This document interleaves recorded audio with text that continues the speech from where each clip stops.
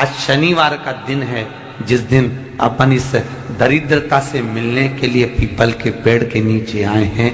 हिंदू धर्म में ये दिन पीपल के वृक्ष के लिए पूजनीय होगा।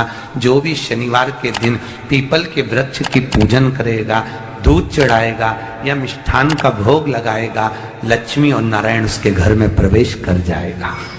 लक्ष्मी और नारायण उसके घर में प्रवेश करेगा। इसलिए नियम बनाया। कौन से दिन का? शनिवार। लक्ष्मी जी बोली, नारायण आपने तो एक दिन का वार लिख दिया। शंकर जी ने 7 वार बनाए हैं, रविवार, सोमवार, मंगल, बुध, गुरु, शुक्र और शनि। ये शिव जी ने बनाया। अब एक दिन आपने अपना बना लिया, बाकी के दिन अगर कोई इस पीपल के वृक्ष के नीचे आएगा और यहाँ तो दरिद्रता बैठी है, तो उसका क्या होगा? भगवान नारायण बोले, सुन दरिद्रता, तेरे से एक विनती है, अगर कोई भी मनुष्य इस पीपल के पेड़ के नीचे अगर 7 दिन में आता है और उसके हाथ में अगर कोई सामग्री होती है तो तू उसके घर में प्रवेश नहीं करेगी। नियम में पीपल के वृक्ष का या तो पानी का लोटा लेकर जाओ, कुंकू का चोपड़ा लेकर जाओ, शक्कर लेकर जाओ, या पेड़ के नीचे चींटी को डालने के लिए आटा ले जाओ, पर खाली हाथ पीपल के वृक्ष के नीचे कभी मत जाओ, कभी नहीं जाओ। खाली हाथ जाओगे तो दरिद्रता तुम्हारे घर में प्रवेश करेगी। दरिद्रता उठकर खड़ी होकर बोली, नारायण तुमने अपनी मनमानी करी है, एक दिन मुझे भी मेरा चाहिए। भगवान ने कहा, बोल कौन सा दिन चाहिए? दरिद्रता कहती है, रविवार के दिन इस पीपल के वृक्ष के नीचे मैं दिन भर नृत्य करूं, इसमें रहूं, और जो यहां आए रविवार को मैं उसके घर में प्रवेश करूं। भगवान ने कहा, ठीक है। दरिद्रता, रविवार का दिन एक ऐसा दिन रहेगा जिस दिन तू इस पीपल के वृक्ष के नीचे नृत्य करेगी, और जो आएगा इस पीपल के वृक्ष के नीचे तो उसके साथ प्रवेश करेगी। मैंने तुझे वर दिया। इसलिए हमारे यहाँ केवल पीपल का वृक्ष अगर दीवार में भी लग जाता है ना, किसी की फैक्ट्री की दीवार में, किसी के घर की दीवार में पीपल का वृक्ष अगर लग जाता है, पीपल का पौधा लग जाता है, उसको कितना भी तोड़ लो वो वापिस लग जाएगा। फिर तोड़ोगे फिर लग जाएगा।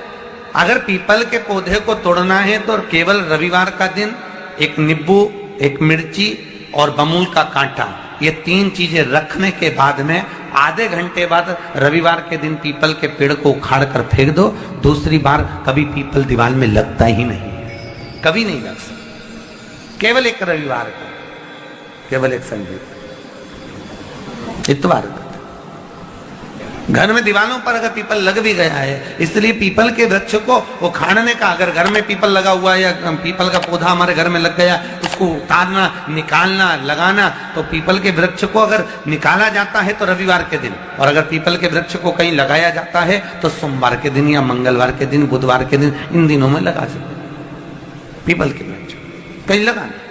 शनिवार का दिन एक ऐसा दिन होता है जिस दिन पीपल के वृक्ष को कहीं जाकर लगाया नहीं जाता, क्योंकि शनिवार के दिन पीपल के वृक्ष के नीचे लक्ष्मी रहती है। हम अपने हाथों से अगर पीपल का वृक्ष किसी दूसरी जगह पर शनिवार को रोपित करते हैं तो हमारे घर की लक्ष्मी अपने घर से छिन्न होकर चली जाती है। इसलिए शनिवार के दिन पीपल लगाया नहीं जाता, किसी के घर जाकर उसको वापस पलटा नहीं जाता। लग गया उसको प्रभु मेरी धर्म पत्नी को कहाँ रखूं आप बताओ? वो तो जहां यज्ञ होता है, अनुष्ठान होता है, दान होता है, पुण्य होता है, सत्कर्म होता है, वहां जाने को तैयार नहीं। अब करूं क्या?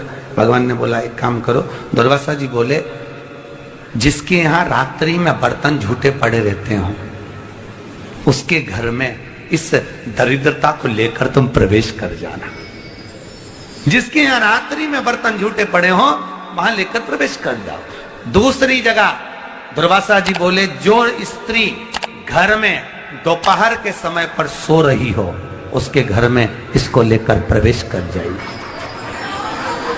जो स्त्री दोपहर के समय में घर पर सो रही हो इस दरिद्रता को लेकर प्रवेश कर जाइए। तीसरा, जिसके यहाँ पर दरवाजे पर कांटे वाले पौधे लगे हों उस घर में इस दरिद्रता को लेकर प्रवेश कर जाइए। दरिद्रता, कितनी सुंदर बात कही है। दाता और विधाता, कौन कौन? दाता और विधाता, लक्ष्मी और दरिद्रता के सगे भाई हैं। कौन कौन? दाता और विधाता। दाता को फिटकरी प्रिय है, विधाता को नमक प्रिय है। ये दोनों हमेशा लक्ष्मी को और दरिद्रता को दोनों को समझाते थे, दोनों में प्रेम बढ़ाते थे। आज भी हिंदू धर्म की रीति है। यहां तो ठीक है, जिसके यहां पर भी अगर थोड़ी सी भी परेशानी होती है, थोड़ा सा क्लेश होता है, अशांति होती है, लक्ष्मी नहीं दिख रही हो, काम नहीं बन रहे हो, बहुत प्रयास करा जा रहा हो और हमारा कार्य नहीं होता, तो क्या करते हैं? फिटकरी और नमक को पानी में डाल देते हैं और घर में पोछा लगा देते हैं। आप लोगों ने आजकल फेसबुक पे भी पढ़ा होगा, व्हाट्सएप पे भी पढ़ा होगा। तो क्यों लिखा उसमें? उसका कारण ही केवल इतना है कि दाता और विधाता की प्रियता उसमें। माता ख्याति के जो 4 बच्चे हुए, इसमें जो 2 लड़के हैं, दाता और विधाता, उसकी प्रियता उसमें, बात उसकी पूर्णता उसमें। अब दुर्वासा जी बोले अपनी धर्म पत्नी को वहां लेकर, जहां कांटेदार पौधे लगे हों वहां पर लेकर प्रवेश कर जाइए। कांटेदार पौधों में उस दरिद्रता का निवास हो गया। कितना विचित्र कथा यहां वर्णन करी है। श्रीमद् भागवत के अंतर्गत जो वर्णन किया कि मृत्यु निश्चित है, रोग ऐसा शनि महाराज के कारण हो गया हो, अच्छे काम करते करते उल्टे हो रहे हैं, होते हैं किसी किसी के साथ में, विपरीत परिस्थितियां आ जाती है, अच्छा करने जाओ बुरा हो जाता है, अच्छा कर्म करने जाओ बुरा हो जाता है। तो पीपल के वृक्ष की जो छाल होती है, छाल देखिए, पीपल के वृक्ष में जो छाल लगी होती है, उस छाल को घिसकर चंदन बनाकर भगवान शंकर का स्नान कराकर, अभिषेक कराकर, पूजन कराने के बाद में पिपलेश्वर महादेव का नाम लेकर, कौन से महादेव? पिपलेश्वर महादेव का नाम लेकर वो जो घिसी हुई छाल होती है, उस छाल का तिलक भगवान शंकर को लगा लो और उसी का थोड़ा सा भाग अपने कंठ पर, मस्तक पर लगाना प्रारंभ कर दो। धीरे धीरे जो विपरीत दशा है वो सुधरना प्रारंभ हो जाती है। पर नाम याद रखना, पिपलेश्वर। काशी में जो शिव जी की स्थापना कौन ने करी? काशी में जो शंकर भगवान बैठे उनकी स्थापना करी थी शनि महाराज ने। किसने करी थी? शनि महाराज ने। क्योंकि भगवान शनि महाराज को उनकी माता के द्वारा श्रापित हो गए और शनि महाराज कांपने लगे। शनि महाराज कांपते कांपते, मैं जाऊं तो जाऊं कहां, करूं तो करूं क्या? महाराज, शनि महाराज दौड़े और दौड़कर भगवान भोलेनाथ के पास पहुंचे। हे शंकर, त्रिकालदर्शी, कैलाशी, अविनाशी, कृपा करिए बाबा भोलेनाथ, कृपा करो। क्योंकि दुनिया में 33 करोड़ देवी देवता हैं जिनको शनि लग सकता है, केवल एक, किसको छोड़कर? शिव को छोड़कर। राम जी को शनि लगा तो 14 वर्ष वनवास चले गए। कृष्ण को शनि लगा तो मथुरा छोड़कर द्वारका चले गए। शनि लगा। हनुमान जी को शनि लगा तो गुफा में बैठकर राम राम जपना पड़ा। शनि सबको लगता है, केवल शनि नहीं लगता तो एक मेरे महादेव को, मेरे भोले बाबा को नहीं लगता। शंकर के पास में शनि आ गए। शनि ने आकर कहा, भोलेनाथ कृपा करिए बाबा, मैं बड़ा कष्ट में हूं, मैं करूं क्या? बाबा भोलेनाथ ने कहा, जा गंगा जी के तट पर काशी में जाकर एक शिवलिंग की स्थापना कर, उसकी आराधना कर और तेरा शरीर ठीक हो जाएगा, कष्ट नहीं भोगेगा। शनि महाराज ने काशी में जाकर शिव जी की स्थापना करी।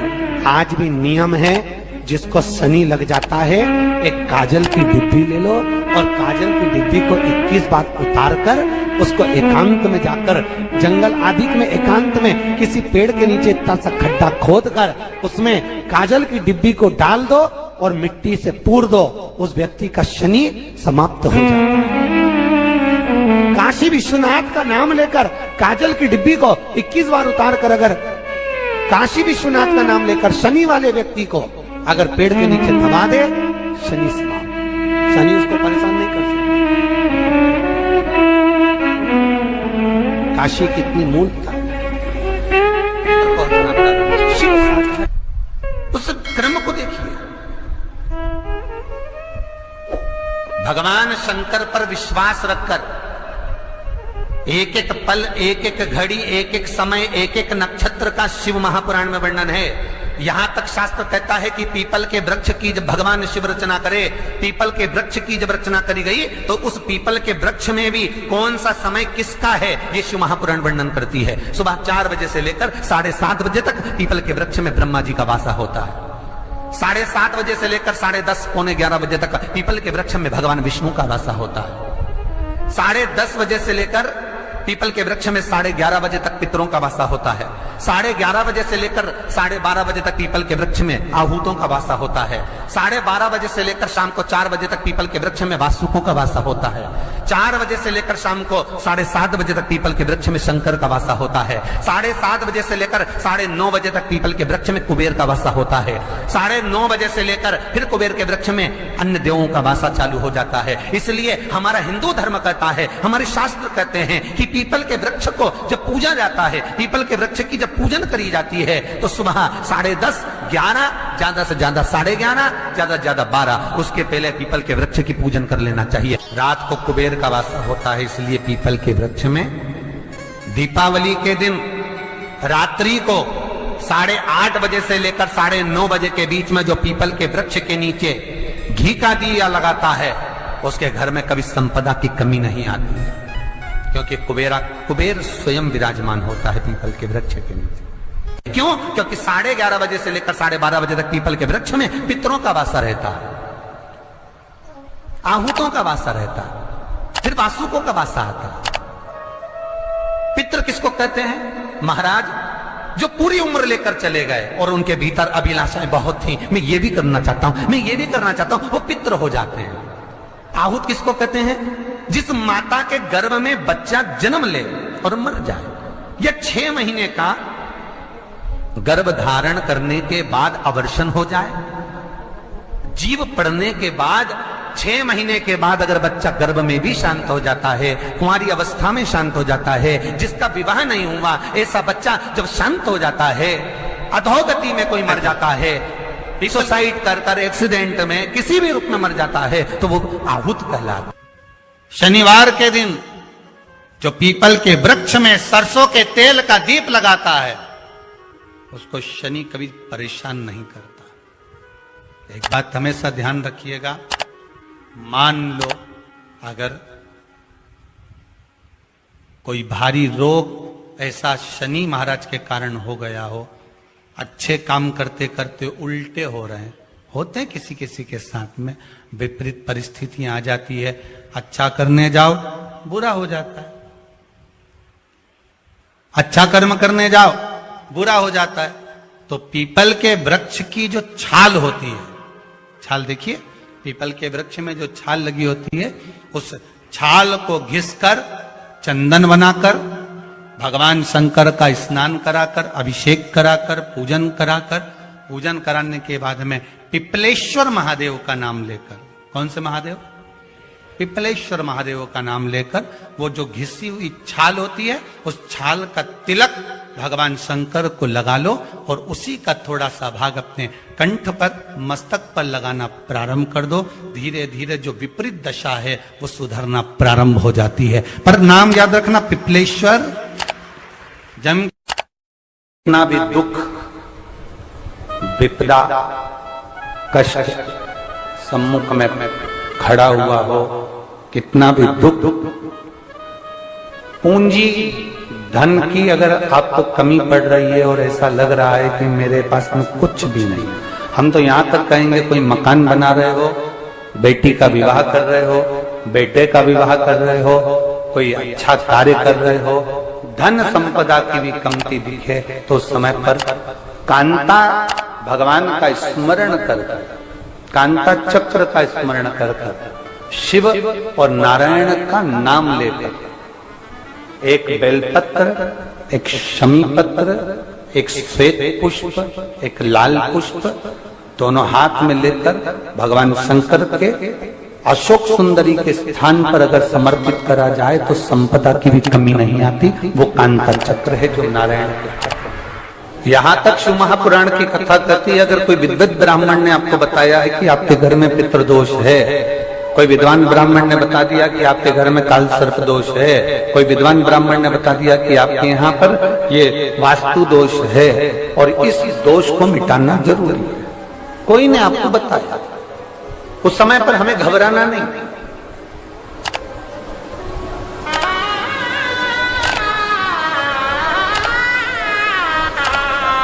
उस समय में घबराने का क्रम नहीं है। कहते हैं पीपल का जो जल झड़ता है पीपल के वृक्ष से, आप लोगों ने कभी देखा है कि नहीं देखा, वो आपको नहीं मालूम।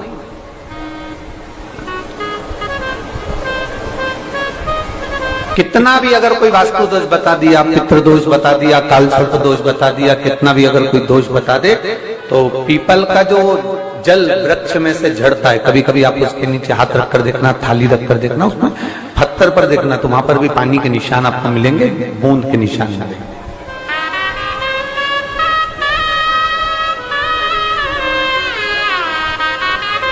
मात्र उस पीपल के वृक्ष के जल की एक बिंदी, एकमात्र बिंदी, शंकर भगवान का जो शिवलिंग है जलाधारी है, चरण है, गणेश कार्तिकेय का स्थान है, अशोक सुंदरी का स्थान है, और प्रत्येक जलाधारी में से पानी बीच में से आकर नीचे की ओर गिरता है, नीचे की ओर गिरता है। आप लोगों के स्मरण में हमने पहले भी बताया कि राइट में किसका स्थान है, गणेश जी का, लेफ्ट में कार्तिकेय, बीच में अशोक सुंदरी। ये क्या है, पार्वती जी का हस्त कमल शिवलिंग, और ऊपर से जो जल एक एक बूंद शंकर जी के शिवलिंग पर गिर रहा है, वो शंकर जी की 5 लड़कियां जया, विषहरा, शामली बारी, दौतली और देव, शंकर जी की 5 लड़कियों एक एक बूंद पानी शिव जी पर गिरा। जहां जल नीचे गिरता है उस स्थान से जहां तक जल बहकर जा रहा है, उस स्थान तक 33 कोटि देवताओं का स्थान, 33 कोटि देवताओं का स्थान। अब जहां पानी आया, जहां नीचे गिरा, उसके बीच में जो स्थान होता है, आप लोगों ने देखा है कि नहीं देखा? जिनने देखा है जरा हाथ उठाओ।